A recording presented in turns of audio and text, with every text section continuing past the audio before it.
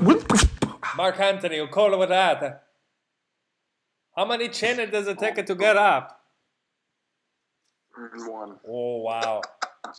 On that, welcome to the Yolks right there. Where I'm Jordan Policicchio. Austen Alexander. And we got Mark Anthony Synagoga with us. Sup, dogs? How's everyone doing? Good. Well, I'm pretty good. Quarantined. Okay, quarantine is the best time to be drinking water, just so people know, stay hydrated. What we're going to talk about today is, France. I like that. Content. We're just not going to be crazy with it. We're going to be moderate with it. Well, what were you saying before we hopped on? You were talking about you went to Gary V for what? Well, I was trying to grow Twitter a little bit, and I found it's very difficult because I feel like if I have a perception about a certain platform, I have a very tough time getting into it.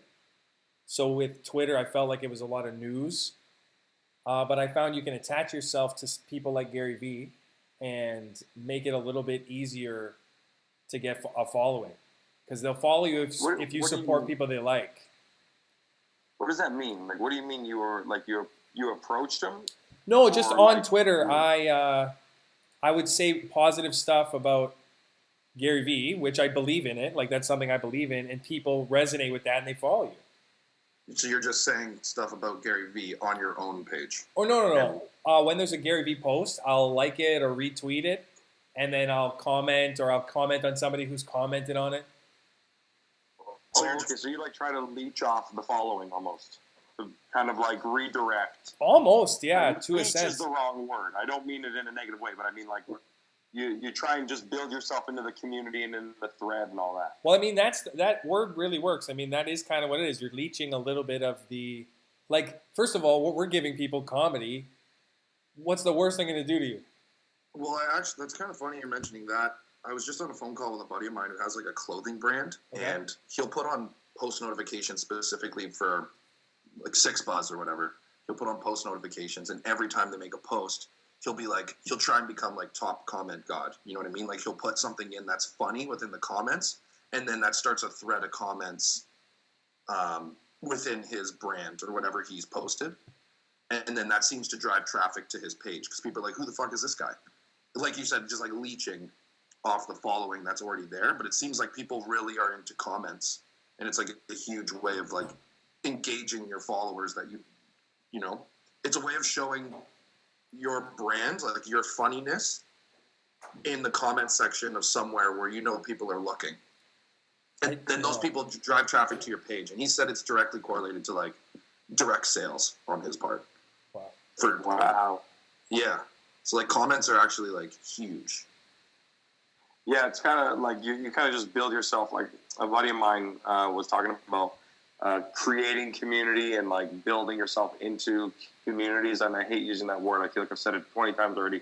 But like when you're constantly engaging and like you said, even showing value in comments and through threads and even reaching out to your own audience members, asking for feedback and like getting people to engage in your stories and then kind of talking back and forth kind of builds your online reputation, I guess, and like your cred. Then I get your comment, let's say it's on SixBuzz, your comment then becomes one of the first things that a friend of yours sees. So if they scroll by SixBuzz, they would see, Austen Alexander commented, and his comment's the only one that you see come up. And then obviously you're like, I know that guy. You like his comment, you click, you see more, and then you just see a bunch of comedians that you know kind of thing.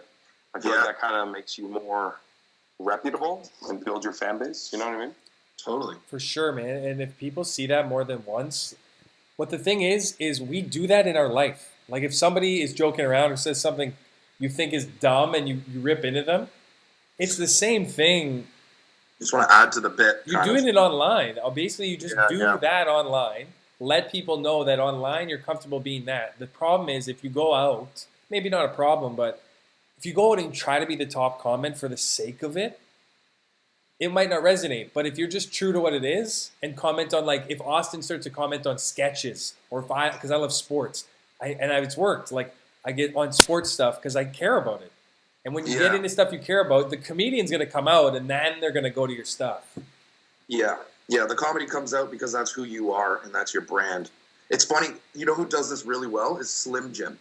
Slim Jim. I don't know if you follow like Comedy 2.0 or something like that, but every single post, they're the top comment every single time. And they have like, I don't know if they have like a team of these people just worrying about comments, but it's like free advertising for them because Slim Jim's always at the top, has like 200 likes on the comment and then like 20 comments underneath it. And they're usually kind of savage with it. Like they're kind of savage commenters. It's like funny stuff. I'm like, this is crazy that you're a brand and you're talking like this kind of thing. Like, that's hilarious. I know. You always see that there's... Sorry, go ahead. No, sorry. I was just ending my statement. I was going to say, you guys ever see the guy? It's the same comment every time. All he says is anybody else high as fuck right now? Every comment, and sometimes it works with whatever the post is, and sometimes it doesn't at all. But, dude, it's the exact same comment every time, and it always has like 3,000 likes. Wow.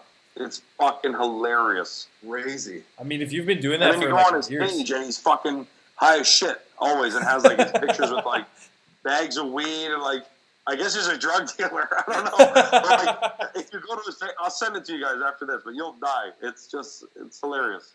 Oh my god. Yeah, send it to us, and then maybe we'll like pull it up in the. No, what's his name? I'm gonna grab it right now. Yeah. Oh, can you share? Fuck, I don't know. I have to go and look at it. I don't know if I leave this, what happens to us? I don't think anything. I think you pause it. I think you can minimize it. Because I just went over to Google Chrome and this bad bitch. You know the power. How do I find this guy? It's like once you start understanding the power of your computer with content, you're like an unstoppable force. Like Mark's been making memes lately. Yeah, trying, baby. That's how you got to do it. Memes are so good. They seem to generate a lot of attention. They're so relatable. Yeah, people love memes. I like posting memes because, first of all, I only get memes from Twitter because that's the only stuff I can grab without any copyright stuff. But I love posting memes because it tells you a little bit about your followers, especially on Instagram. Like if you have a meme like Mark Anthony did, and that meme about them boxing and what that, you're just like, you're connecting with people because that's something I was missing from the meme game. I didn't get into memes right away. Of it? Well, it's just it's a level of relatable that's like. Hold on, I just want to show. Yeah, man. I want to show your meme right now. Hold on, let's see if this works. Yeah, this is hilarious. It's funny. He's dying. I'm loving that, man. Yeah, when I made that, I can't tell you how hard I was laughing. Because I was like, it was, you know what I mean? Like, I downloaded Premiere Pro, and I was like, you know what? I just want to try to learn the basics. I'm like, I got to be able to, while I'm learning, be able to use it. You know what I mean? Yeah. And then I was just like, let me take a famous scene that I like. Dude, I can't find this guy's comment. I'm on 6Buzz right now, and I can't find it anywhere, which is making me sound like an incredible piece of shit. No, that's fine, man. Pull it up. We'll pull it up for the post. Mark, how did you grab that video? What's that? How did you grab that video? Where did you take it from? Which video? The Rocky video. Oh, I did. All I did was like screen recorded it while it was on YouTube. What a G! Oh my god! You guys know about YouTube to MP4, YouTube to MP3? Yeah. See, but the problem sometimes there is when I try to use stuff, it's copyright. Yeah, copyrighted. I had a Rambo one that won't work on TikTok. Quite a few of them don't work on TikTok because they copyrighted. I don't know if it was because of the violence, because that one's like blowing people's heads off and shit like that. Sure. Yeah, and then the first one I did was the Predator one. I appealed it, and then they let it go. I guess it was because of the soundtrack. They kind of, because it's just all music throughout that one. So I guess we're saying that it was music infringement of some sort. Yeah, I feel like they can track down the audio easier than the video. I feel like that's not something they've done yet. Yeah, because I have Saving Private Ryan clip up on my TikTok, and they haven't taken it down. And you don't see anyone get shot. I managed to like take a clip where it was like there was heavy action in the scene, but it was just no one getting their head blown off or anything like that. Totally. So maybe, yeah. Dude, it's a new territory that we have to navigate, I think. Because like 5 years ago, you probably could have had anything. Put anything up. Anything. I don't understand how they get away with like. What's that? Is that a baby being born in the background? I have no idea. Someone's watching porn.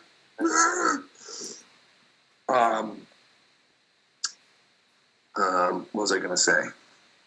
We were talking about you can upload anything to YouTube back in there. Oh yeah. I don't understand how people are getting like away with like putting sports highlights up. The broadcasters are usually all over that. It's weird, man. Yeah, like how does Bob McEmery or whatever his name is? You know that guy, the famous guy, Bob McEmery or something? Bob He's the guy who does. No, he does. It's like Bob Emery or Bob McEmery or something. But he's like a he's a comedian guy, but he does sports announcements. Like so, he'll redub over the commentator, and they're like, "My God, he just got his fucking head popped off," and you're like, "You know what I mean? Yeah," and he makes him funnier, and I'm like, "How does this guy get away with this?" Because he'll do like full blown, like a full NFL highlight, and I'm like, "How does that work?" Does he is the audio completely him? Yeah. Yes, maybe it's the audio. I think audio is the only way to track it. They're not there yet with video. 100% there yet. Because you could even, that was the case, you could just, change the aspect ratio a little bit, and then you could get away with it. It's like speeding up or slowing down the audio.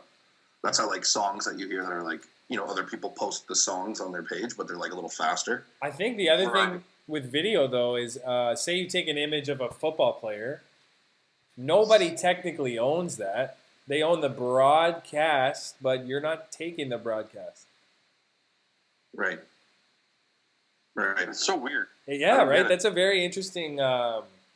Even the songs, like then you go on TikTok, or things from TikTok with a direct song, then get used and shared on Instagram. Yes. Yeah. Which is weird because Instagram will allow you to do...